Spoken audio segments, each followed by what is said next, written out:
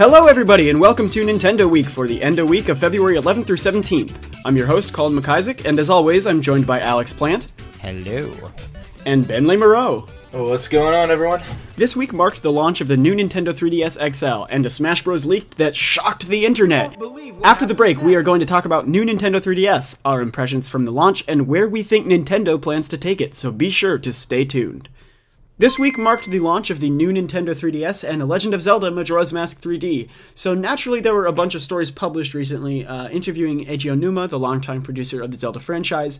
We have 3 of them here to share with you today, but if you'd like to know more, you can find it all at Gamnesia.com, or you can visit our sister site, Zelda Informer, where they break it down in even more depth. Aonuma says that his retirement is probably not too far off. Those are his words. He's been at the helm of the series for quite some time, and he's currently looking for someone to whom he can pass the baton.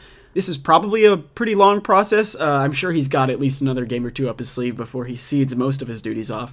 But likewise, I'm sure he's already ceding some of his work to other team members to see who's best fit to take on his role when he moves on. In a recent Iwata Asks, Aonuma reveals that he did not want to remake Majora's Mask. Ben, I know you're a big fan of this story, so do you want to take the wheel on this one? Yeah, absolutely. This is one of the most amusing things I've reported on recently. So, yeah, it was during Iwata Asks, and they were discussing the way you can just simply close the lid on your 3DS and set it down and walk away. And Aonuma used that as an analogy for his thoughts towards the game as well. He said, I kind of wish that I could just close the lid and never open it up again and pretend it didn't happen. And he says, so I told Miyamoto I didn't want to work on another iteration. Of Majora's Mask, that is. Yes, of Majora's Mask. And I was met by Miyamoto-san's firm, nope. That was the end of that discussion. Yeah, that was the end of the report, wasn't it? Well, yeah, there's one more quote from Iwata after that, but yeah, that basically sums it up. Nope. So, do we call that flipping the tea table? Aonuma, I don't want to. Miyamoto, upends tea table. I feel like that's Aonuma's career in a nutshell. I love seeing all these stories because, Miyamoto makes all these great games and he's always this happy, smiling guy in public, and then you just read these stories where he's just super blunt to the people he works with. I remember when, I believe it was a prototype of Mother was shown off to him, the, Earthbound Zero, for those who are not familiar with the term Mother. And his response was, I guess we'll have to find some way to turn this into a video game. Classic manager sass. So Aonuma also wanted to rework the bosses in Majora's Mask 3D to give players a more obvious goal. He says that boss fights in the original felt like they were only won by randomly attacking the boss until you got it right. Now the team has added large Majora-like eyes to the bosses so players have an obvious weak point to target. And I understand the sentiment of wanting battles to feel more strategic, and I fully support that, but I just kind of feel really? Gigantic eyeballs? That's the video gamiest video game trope that there is. I feel like they could have taken a much more clever, or at least a more subtle approach to solve that same problem. Of course, both of you guys have a lot more experience with Majora's Mask than I do, so what do you think? I'll start off. I think you're totally on spot on about the eyeball weak points. They're not just a huge video game trope. They're a huge Zelda trope. From the very beginning, from the first game with Goma and her eye. But what makes the eyeball trope even more weird in Majora's Mask is that the eyes only show up when the bosses are stunned, and for the most part, most of the bosses you stun in the same ways that you did in the original game, which is a result of randomly attacking the boss till you get it right. So adding weak points doesn't even really solve the perceived problem, because you still have to, break through Adalwa's shield, or smash into Got as a Goron, or shoot Georg with arrows, or hit him with your Zora. Is it Got? I always thought it was Goat. I always pronounced it Got. Because it was like a goat. But he's really more of a mechanical bull, which makes the fact that you grind into him really hilarious to me. So anyway, but you're doing all the same stuff you were doing originally to get in your hits, but then they add in this weird extra step where before they were just stunned and you just kept slashing them repeatedly, but now it's I have to slash a specific part of the boss. So it doesn't seem natural to me. It seems like it was just shoehorned in and breaks up the tempo. And for the most part, it wasn't an ideal change, I'd say. But then you look at the other boss, Twin Mold, who's probably the most drastically altered boss. They took a boss that already had weak points. You would shoot them in their heads or their tails, or you'd hit them with the sword while wearing the giant mask. Very similar to the Landmola from A Link to the Past. And then they changed it to make it somehow even more random, because you midway through the fight, you like, oh, I got the Giant's mask. All of a sudden, it pops up in a treasure chest in the middle of a boss fight. And then you put it on, and all of a sudden, you can like beat down with your fists. And it just took a boss that was very clean and made it really random. So I thought that was weird reasoning for wanting to change the bosses, that he wanted to make them less random, when in the end I feel like they weren't any less random at all. Plus, I didn't like the Majora Eyes thing. I think the bosses were much nicer when they were just kind of these random demons and you didn't really know what they were. Yeah, it seems like I admittedly, I just got my new 3DS today while we're recording this. I guess it's yesterday if you're listening to this on Wednesday. And 2 days ago if you're listening on Thursday. Time travel. Wow. Yeah, so I just recently started, so I haven't had the chance to see the bosses with the weird Majora eyes, but definitely reading the story originally a little while back, and then now hearing it reconfirmed in this interview, it just seems absurd to me. Yeah. I mean, I can understand them wanting to add obvious weak points, but like you said, you still have to kind of go at them randomly first, and then when it does pop up, why not give each boss a weak point that fits their specific style or their specific look? I don't know why you have to give them all like, because Ben, you don't understand. This is Majora's Mask. So Ubisoft is holding back a finished game from releasing on Wii U due to the system's low sales. The game is called Know Your Friends. It's a party game exclusive to Wii U. Development is complete, but Ubisoft has no clear plans to release it. Ubisoft CEO Yves Guillemot, I apologize if I butcher that name, Your French says, is impeccable. I'm a genius.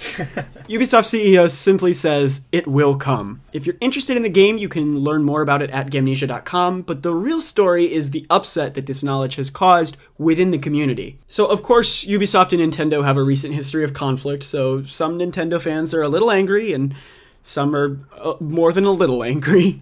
But it seems like Ubisoft is really just waiting until the Wii U has a bigger install base so that they can launch their game at a more optimal time for them, so that there are more people who are able and willing to buy the game once it comes out. I think that's probably true, and at the same time, it's kind of a depressing reality because it seems like third parties are waiting for a bigger install base that's never going to show up. Right. I get the impression, based on the timing of what they say about the development period, that they were planning this to come out on the heels of games like Wii Sports Club and Wii Fit U, those kind of party games that, not really party games, but like casual non-gamer games that were present on Wii.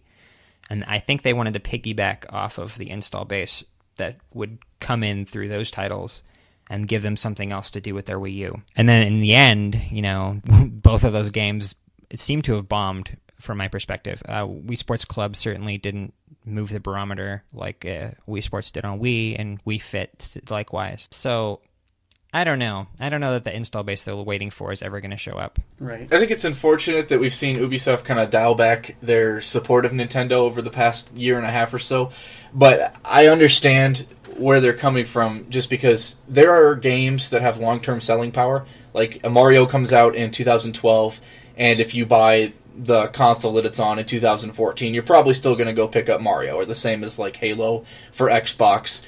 But this is not one of those games. This is the type of game where the vast majority of its sales are going to come in the first month. And Ubisoft initially revealed that they had a Wii U game in development. They didn't say it was a party game or announce its name at that time, but that they had a completed Wii U game that they were sitting on back when Wii U had about 5 million sales. And now it's sitting at about 9 million sales, which still isn't exactly ideal. And, they don't want to launch it until it's at a place where they know they can throw it out there and it'll do good in its first month. Because otherwise, it's just going to end up in the $5 bargain bin in Walmart. But the problem with that is, I don't know, like Alex said, I don't know that it's ever going to get to this number that's going to work for them, especially because even when Nintendo's install base does get bigger, if it gets to like 15 million Wii U sold or 20 million Wii U sold, this game is still going to have to compete with Nintendo Land, which has already sold like 3.83 million units, and it's going to have to compete with Mario Party and other similar party games like that. And I don't know if the Wii U install base is ever going to be big enough where this game will really be able to sell in the midst of other party-type games. Alright, so a new video has been released showing off the character creator in Xenoblade Chronicles X. Players can customize the main character, Cross, which, by the way, is a very fitting name, with a surprising number of options. Male or female, skin tone, face types, hairstyles, and colors, a number of smaller facial details, and even 20 different voices, 10 for the male and 10 for the female. Oh, a side note, by the way, on that subject, I hear one of the voice actors for the Japanese version is the Japanese voice of Shulk. Yes, yeah, one of the male voices. I think it's the standard male. Either way. Yeah. There's also a lot more artwork that's been released, both official promotional art and also artwork coming from an interactive world map online. So you can head to Gamnesia.com to check it all out. Nintendo has reserved a theater for E3. It seats 299 people, so it's not nearly as large as the Nokia theater that they've held E3 shows in previously. It's the same theater that they used to hold smaller press conferences and developer roundtables in the past, so it likely doesn't mean much that they've reserved it again. However, the theater has recently been renovated with new AV capabilities. We don't know whether they've booked the theater for the regular roundtable times, the larger press conference times, or just the entire duration of E3, so it's not particularly exciting yet, but it is something to keep an eye on. A few days ago, the internet exploded over leaked footage of Rayman as a character in Super Smash Bros. If you haven't seen the story already, you can check it all out at Gamnesia.com and see just why it's so convincing, but it turns out that that was an extremely elaborate fake created by a YouTuber named Artsy Omni. And here to discuss the story with us is Omni himself. Welcome to the show, Omni. Hey, how's it going, guys? Good to have you here. How you doing? Doing pretty well. Awesome. Well, you created just about the most convincing hoax that the Smash community has ever seen. You've answered this question a million times now, but if you don't mind, let's hear it once again for our listeners. Why did you decide to make such a gruelingly high-quality fake? So initially, the plan was basically just to create more time-lapse paintings of various characters in the Smash style. I had done that Klonoa back in June of last year, and I kind of wanted to start doing more YouTube stuff just so I could kind of build a following a bit. That's right. And for anyone listening, actually, Omni is the same. You may remember a Klonoa. There was art of Klonoa drawn in the Super Smash Bros. Style. This is the same guy who did the Klonoa leak, so he now worked on the Rayman leak as well. That's right. So ever since I did that Klonoa kind of leak thing, that's something that got debunked really quickly. I posted that on GameFAQs, and I also tried to make some banners that would hypothetically be used on the website, but I didn't realize that it said Ike joins the battle instead of something about Klonoa, because the American version doesn't have the characters' names in them at all. It just says a new challenger approaches or something like that. So I made that mistake and it got debunked. So in the back of my mind, I have this thought that I could totally do something that's way more authentic. And I wanted to do Rayman because obviously he's really easy to do. He doesn't have any limbs, so it's easy to fake. And he's got a trophy in the game, so it's easy to know what he might look like if he was in the game. And the idea of doing a leak for it, I kind of wanted to use that to get the attention of the Smash community. But for me, in my head, I spent a lot of time on the Smash boards. So to me, the Smash community is just that board and maybe Reddit. And I didn't really think, this could get bigger than any of that. So I just put it on 4chan and wanted to see where it would go if I tried to do video footage as well, and it completely exploded and caught me completely by surprise. So, contrary to popular belief, you weren't intentionally crushing everyone's hopes and dreams. No. Right? Yeah, I see all these comments like, why would you do something just to make people angry? And I was like, that wasn't my intention at all. It was really just to try to show people what I can do, and that way, once the Smash community is kind of seeing what I can do, then I can create a dialogue with them so that I could get their suggestions for future art. So really, I was just trying to get their attention, and that way I could do art for the community rather than try to guess what people would like and do what I would do necessarily. So that's kind of the intention. Obviously, there's been a lot of positive feedback from this, but has any of the negative feedback bothered you at all from the people that are upset by it? Oh, certainly. I mean, you can't be it's hard. People tell you to ignore it, and it's easy to let it get to you. But I mean, part of the negativity I feel like is warranted, just because as much as I feel like this was kind of an innocent thing to do, I've been thinking about it a lot, and part of me feels like I haven't quite earned the subscribers that I've gotten up to this point. I see all these other YouTubers out there, and they've put in hundreds of hours of work trying to get their channel to grow, and they have less than I do now. And so I kind of feel bad. But we're sitting at 550. Right. And so I feel like while maybe I have earned the respect of some people as an artist, I maybe have lost the trust and respect of other people as a person. So what I really want to do at this point is to kind of like try to do what I can with my channel to earn that back. So that's part of why I really want to do what the community wants. Yeah, in a way, it's helped you achieve a platform to do more with your art from here on. Right, exactly. So I want to do something positive rather than something deceitful at this point. So, aside from the incredible visual quality, not only in recreating the Smash art style, but in attention to detail in the faked footage, what do you think it was about this hoax that had people so convinced? That's a good question, actually. I think actually a large part of it is stuff that wasn't even in my control. Like, there was apparently sort of a leak of sorts back last year where apparently a Nintendo rep from Canada said that Rayman would be playable, and I didn't actually know that was a thing. So when I was looking at some of the Reddit comments, I was like, remember this, guys? This lends credence to the idea that Rayman might be playable. And I was like, wow, this is actually like this perfect cocktail that I didn't really know about. So the fact that he's also got a trophy in the game that feels kind of random because very few other third parties have any sort of representation in the game, even in trophy form. So, right. Yeah, I think it's a lot of other things on top of the amount of work I put into it. I think maybe it's just one of those things where so many people wanted it to be true that it kind of, biased their beliefs, and it made them, they made them think it was true just because of how bad they wanted it. So, and this isn't the end of the road for you in making Smash art, right? You have this series called Smashified coming up on your YouTube channel. Would you like to tell us more about that? Sure. So Smashified is essentially a series where I will be taking community suggestions on Twitter and YouTube, and I'm going to be creating art in the style of Smash 4 for various characters that I get suggestions for. So I'm still tallying up a lot of the suggestions that I've gotten so far, and there's a lot of stuff that I really didn't expect. Not super clear, but there's definitely a lot of standouts, and some of the standouts are actually things I didn't expect to see. Like, there's been a lot of Shovel Knight, and there's been a lot of Shantae.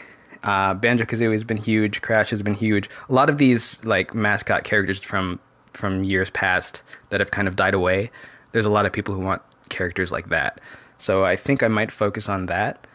I'm also trying to balance like whether I should do more third-party characters or Nintendo characters. So right, because there are still a lot of leftover Nintendo characters certainly. that have huge fan bases. So yeah, that's basically what that is. All right. Where can people follow you on Twitter and YouTube if they want to contribute to Smashified and if they want to follow your work? So my YouTube channel is called Artsy Omni, and on Twitter, I am also Artsy Omni. No spaces on the Twitter Twitter. So well, there you have it, guys. The man whose mere existence discredits any and all future leaks. Thank you so much for joining us, Omni. It's been a pleasure. It's been really fun. Thanks.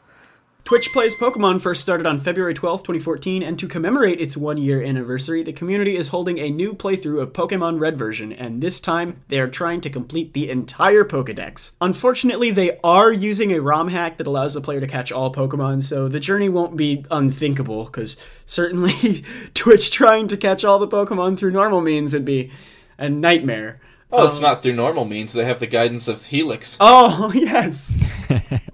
But if you liked the original Twitch Plays Pokemon and you want to follow this new playthrough, do be sure to check it out. We will link it to you in the description if you're watching this on YouTube, or in the article below if you're watching this here at Gamnesia.com.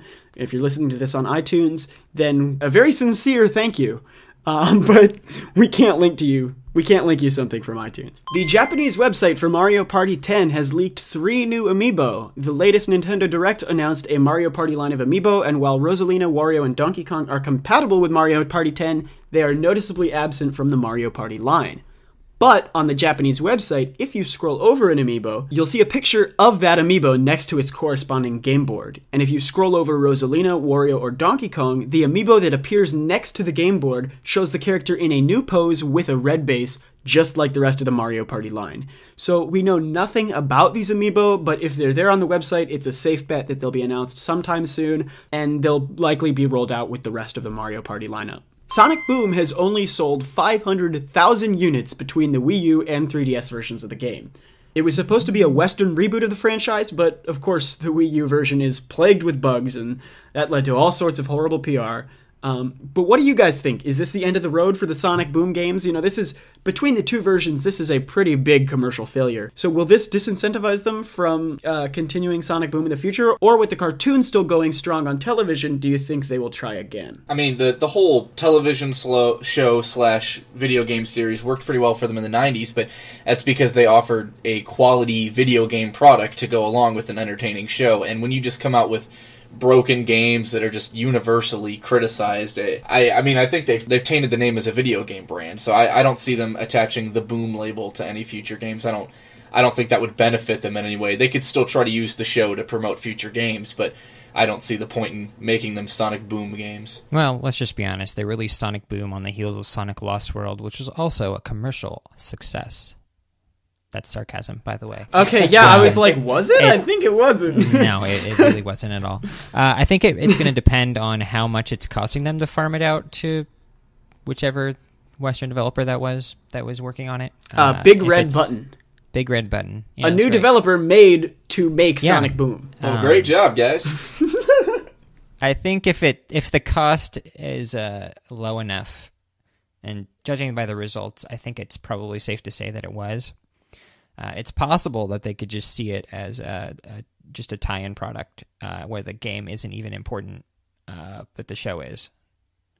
And so they'll keep releasing it on those merits. Kind of like how you still see licensed Disney games, even though when was the last time one of those was actually relevant? Like Aladdin for like the Super Nintendo? No. The Lion King. To celebrate Fire Emblem's 25th anniversary, Nintendo is holding a concert series in Japan. This year, 2015, marks 25 years since the Fire Emblem series launched. The series is currently playing 2 shows this September in Tokyo, with no information about whether its run ends there or continue the tour like the Zelda and Pokémon symphonies have been doing.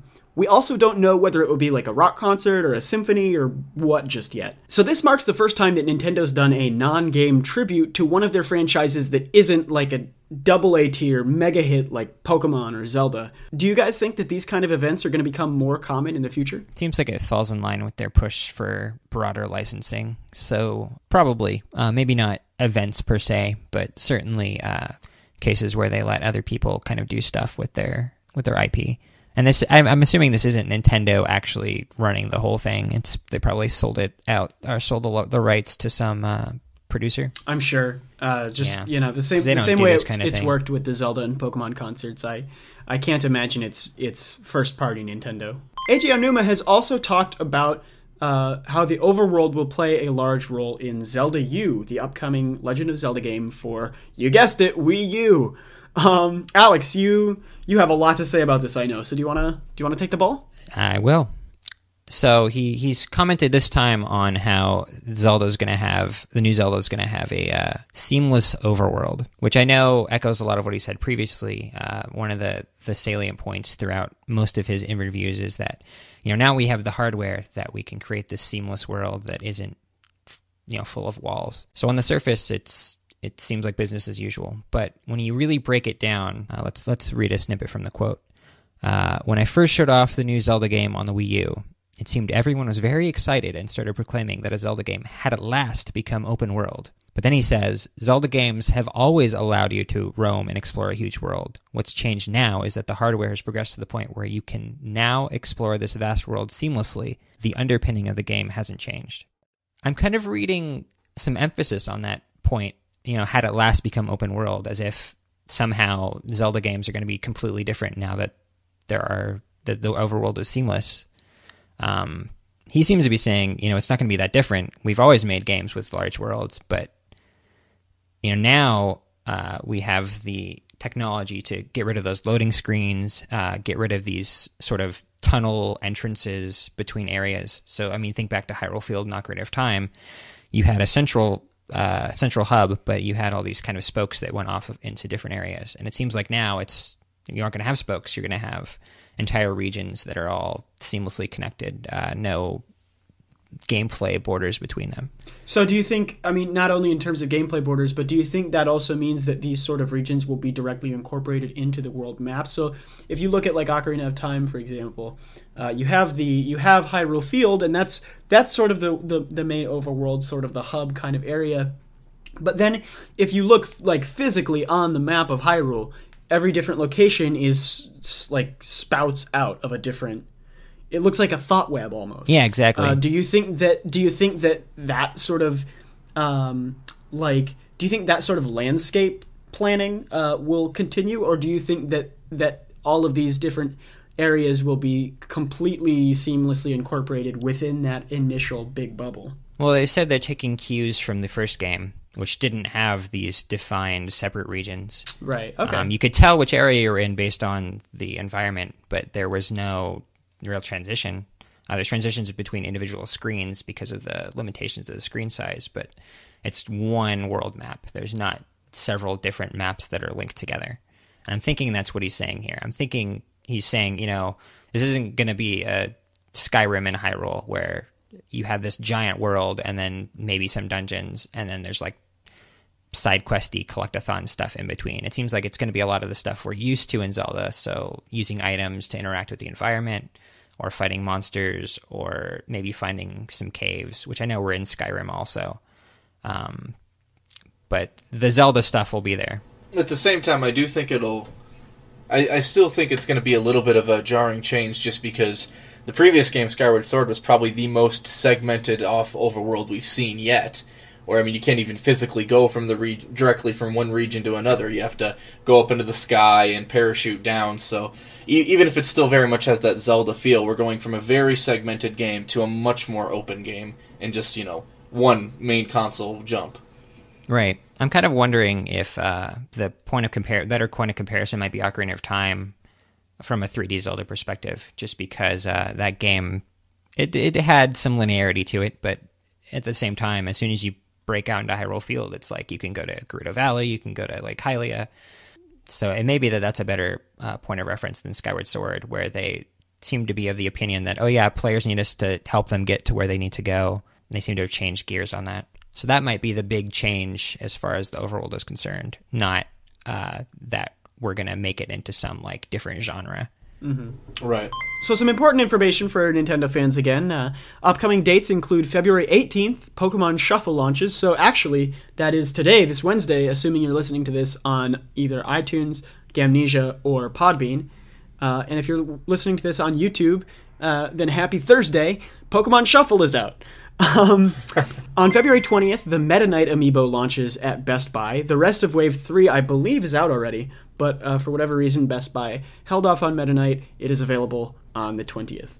And this summer, Pokken Tournament launches in Japanese arcades. Still no information about worldwide release, still no information about a Wii U port, but we will keep you updated when we have some. Some other facts here. Wii U sales are up 30% over last January, while Wii U software sales are up 45% over that same time. They didn't report specific numbers, nor did they report on numbers for 3DS. Remember, the Wii U is still not selling all that well. Don't use the 30% statistic to say that it's dominating, but that is at least some healthy growth. So that's it for this week's recap, but after the break, we will discuss the new Nintendo 3DS, our impressions, where we think Nintendo is planning to take this device, how has the launch gone, how has our system transfers gone? Pretty terribly. I'm rambling. We're gonna cut some music.